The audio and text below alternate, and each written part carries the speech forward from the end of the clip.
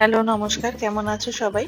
আজকে শনিবার। আর শনিবার বলেই আজকে রিওর বাবাও আছে বাড়ি। কদিন আগের ভিডিও এটা। মাঝখানে শরীরটা খারাপ থাকায় ভয়েস ওভার দিয়ে ভিডিওগুলো ছাড়তে বেশ দেরি হয়ে গেল। যাকে সে আর কি করা যাবে।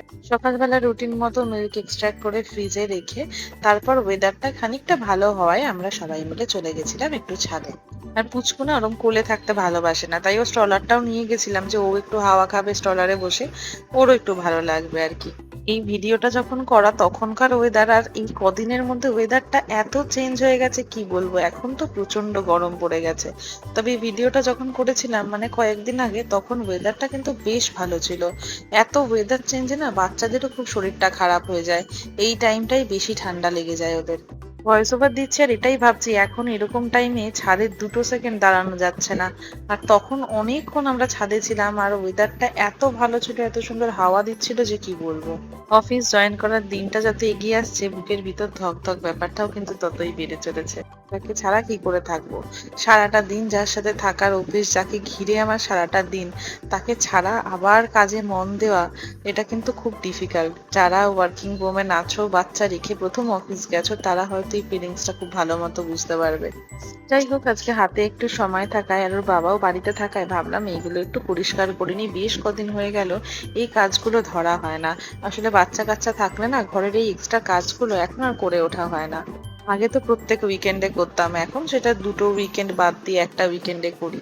কিছু করার নেই, আগে বাচ্চাকে প্রায়োরিটি দিতেই হবে, তারপর সমস্ত কাজ। তো যাই হোক, সেরামিকের সমস্ত টব আর বাকি টবগুলো একেবারে আমি পরিষ্কার করে নিলাম। আর তুলসী গাছের শুকনো পাতাগুলো পড়ে জায়গাটা একেবারে জঘন্য হয়েছিল, সেগুলো একটু ক্লিন করে নিলাম। তারপর রিওকে স্নান করিয়ে দিয়েছিলাম তেল ঠেল মাখিয়ে একেবারে। আর সে স্নান করে একেবারে দিয়েছিল একটা লম্বা ঘুম। আর সেই সুযোগে আমরাও স্নান করে একেবারে খেতে চলে গেছিলাম।